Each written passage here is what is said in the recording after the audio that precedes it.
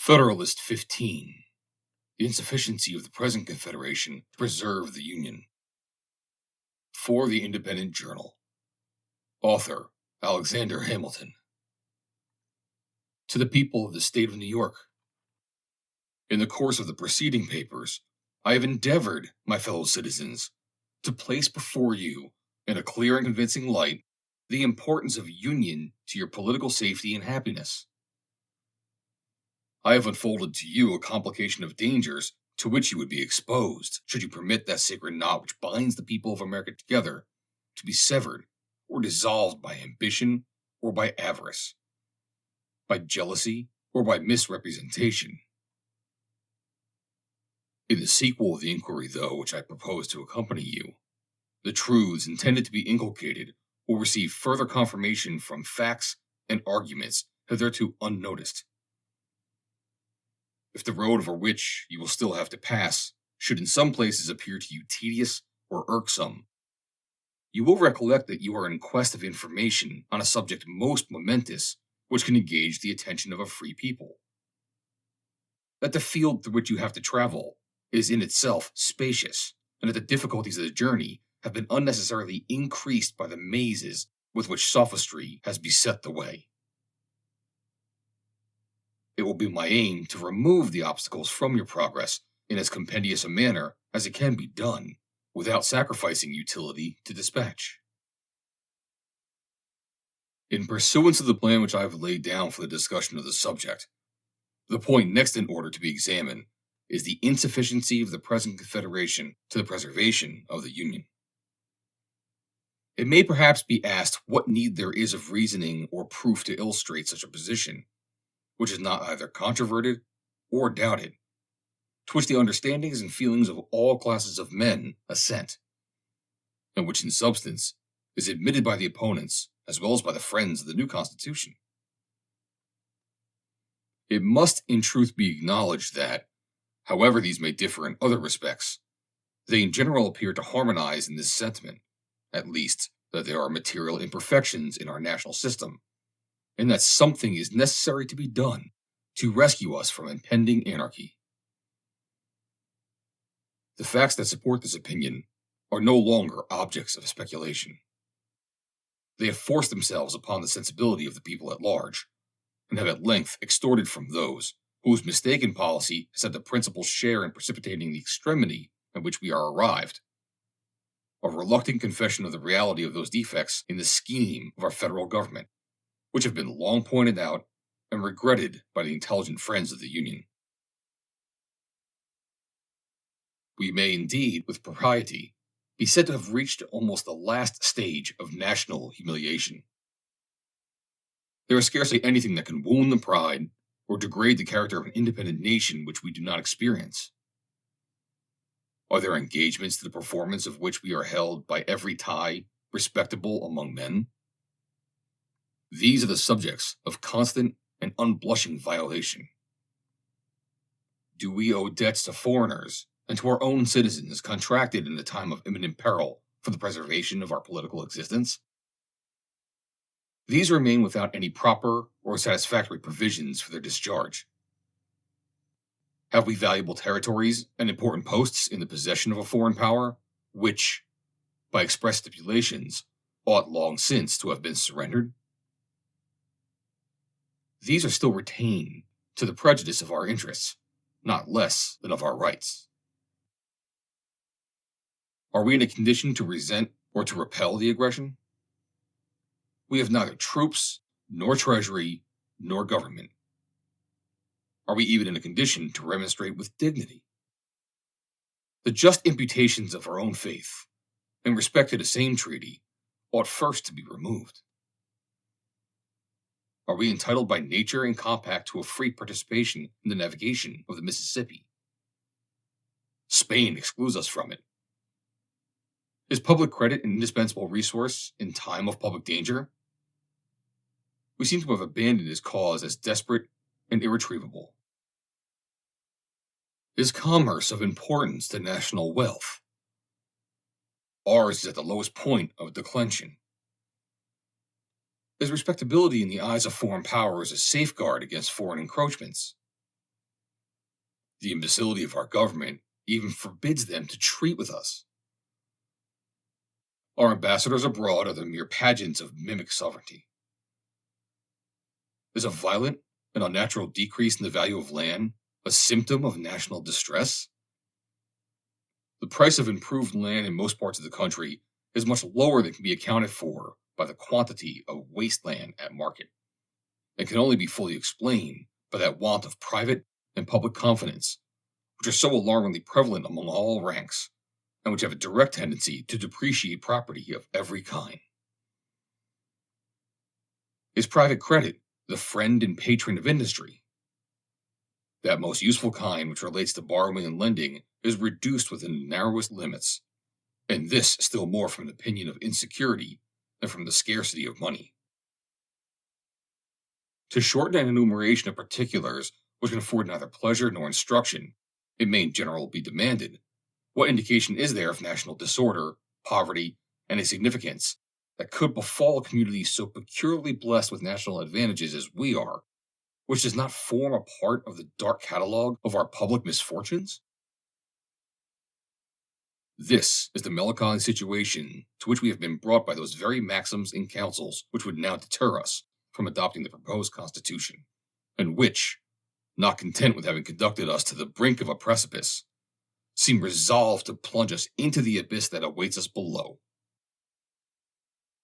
Here, my countrymen, impelled by every motive that ought to influence an enlightened people, let us make a firm stand for our safety, our tranquility, our dignity, our reputation. Let us at last break the fatal charm which has too long seduced us from the paths of felicity and prosperity.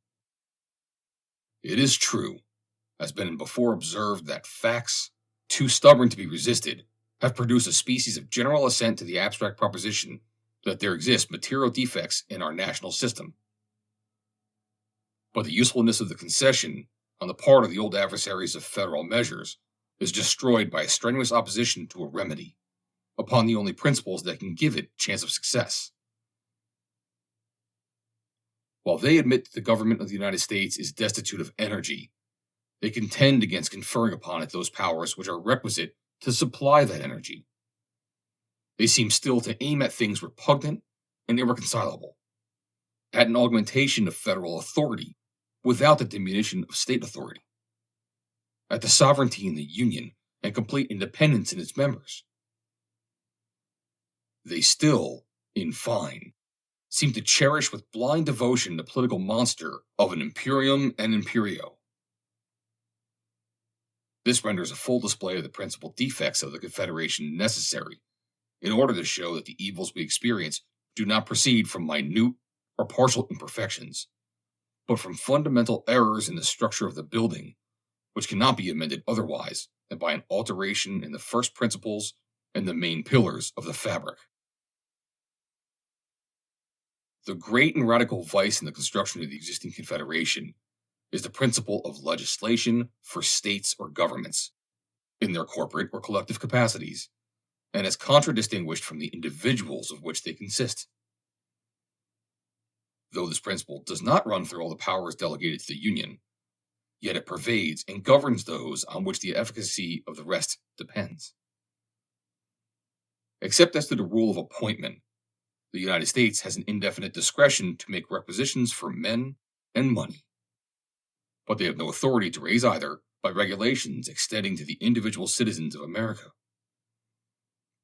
The consequence of this is that though in theory the resolutions concerning these objects are laws, constitutionally binding on the members of the Union, yet in practice they are mere recommendations which the states observe or disregard at their option.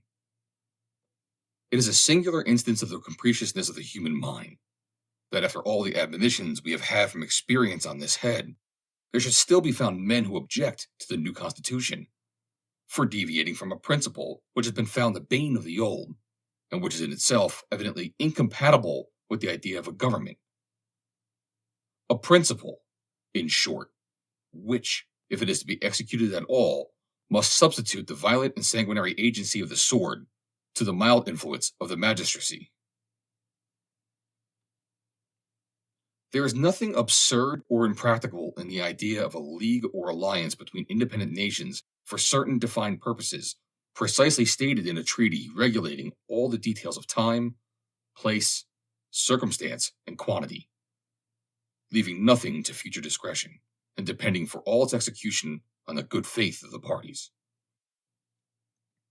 Compacts of this kind exist among all civilized nations, subject to the usual vicissitudes of peace and war, of observance and non-observance, as the interests or passions of the contracting powers dictate. In the early part of the present century, there was an epidemical rage in Europe for this species of compacts, from which the politicians of the times fondly hoped for benefits which were never realized. With a view to establishing the equilibrium of power and peace of that part of the world, all the resources of negotiation were exhausted, and triple and quadruple alliances were formed, but they were scarcely formed before they were broken, giving an instructive but afflicting lesson to mankind, how little dependence is to be placed on treaties which have no other sanction than the obligations of good faith, and which oppose general considerations of peace and justice to the impulse of any immediate interest or passion. If the particular states in this country are disposed to stand in a similar relation to each other, and to drop the project of a general discretionary superintendence, the scheme would indeed be pernicious, and would entail upon us all the mischiefs which have been enumerated under the first head. But it would have the merit of being, at least, consistent and practicable, abandoning all views towards a Confederate government. This would bring us to a simple alliance offensive and defensive, and would place us in a situation to be alternate friends and enemies of each other, as our mutual jealousies and rivalships, nourished by the intrigues of foreign nations, should prescribe to us.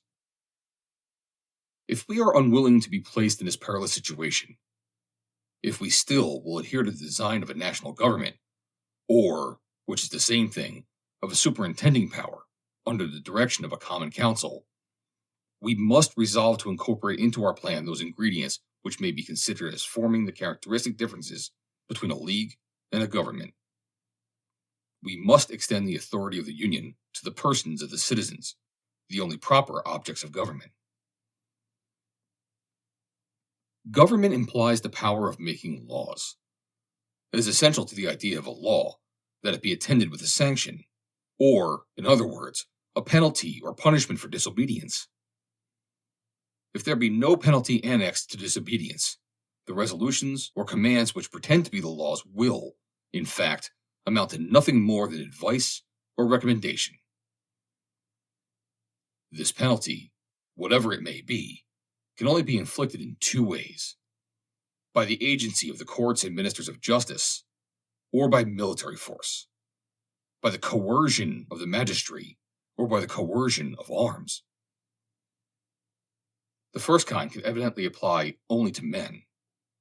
The last kind must of necessity be employed against bodies politic or communities, or states. It is evident that there is no process of a court by which the observance of the laws can, in the last resort, be enforced. Sentences may be denounced against them for violations of their duty, but these sentences can only be carried into execution by the sword. In an association where the general authority is confined to the collective bodies of the communities that compose it, every breach of the laws must involve a state of war, and military execution must become the only instrument of civil obedience. Such a state of things can certainly not deserve the name of government, nor would any prudent man choose to commit his happiness to it.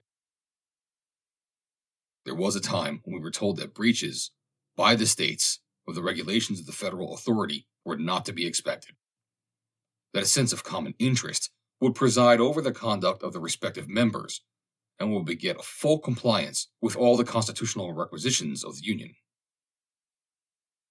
This language, at the present day, would appear as wild as a great part of what we now hear from the same quarter will be thought, when we shall have received further lessons from the best oracle of wisdom, experience. It at all times betrayed an ignorance of the true springs by which human conduct is actuated, and belied the original inducements to the establishment of civil power.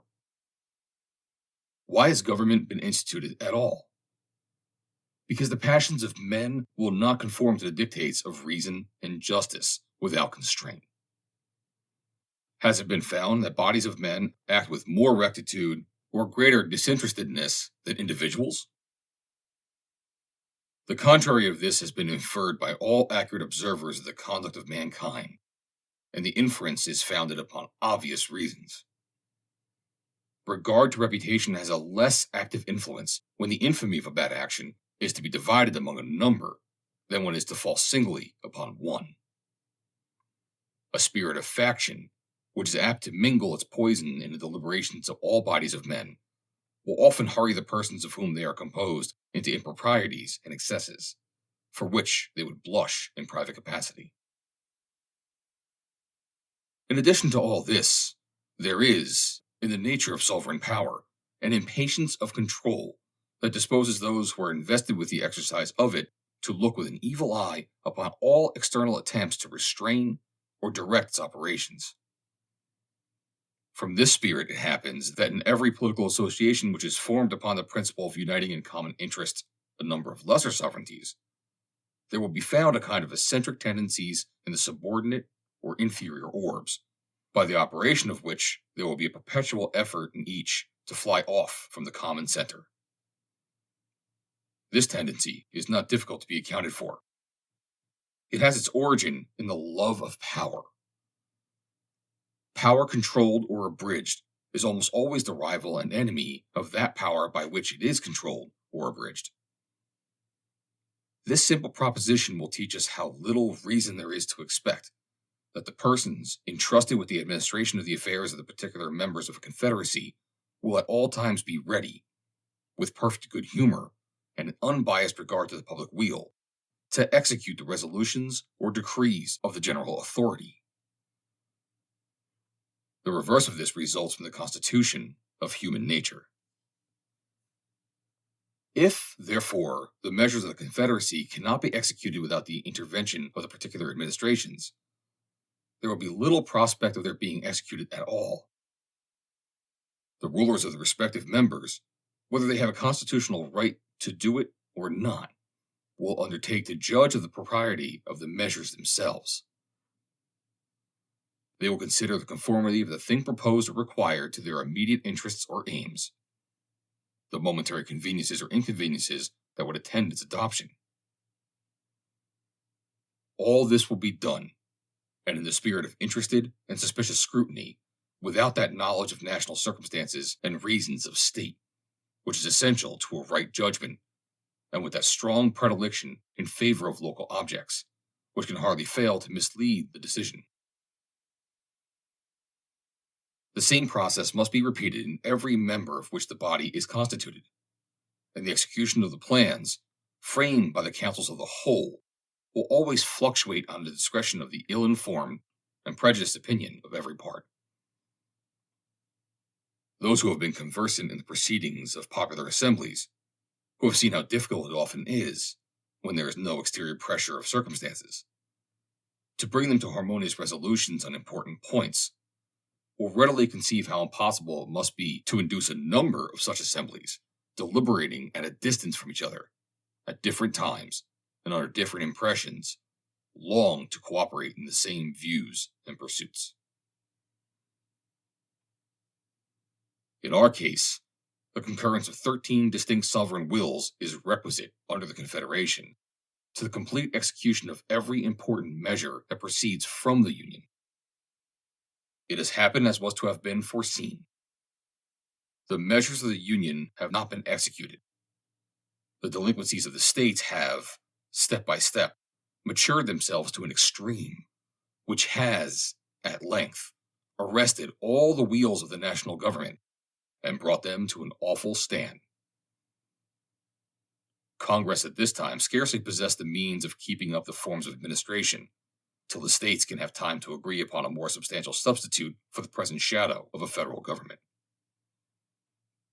Things did not come to this desperate extremity at once. The causes which have been specified produced at first only unequal and disproportionate degrees of compliance with the requisitions of the Union. The greater deficiencies of some states furnish the pretext of example and the temptation of interest to the complying, or at least delinquent, states. Why should we do more in proportion than those who are embarked with us in the same political voyage? Why should we consent to bear more than our proper share of the common burden? These were suggestions which human selfishness could not withstand, and which even speculative men, who look forward to remote consequences, could not, without hesitation, combat. Each state, yielding to the persuasive voice of immediate interest or convenience, has successively withdrawn its support, till the frail and tottering edifice seems ready to fall upon our heads and to crush us beneath its ruins. Publius. Read by Joe DeNoia, Chesterfield, New Jersey, July 21st, 2022.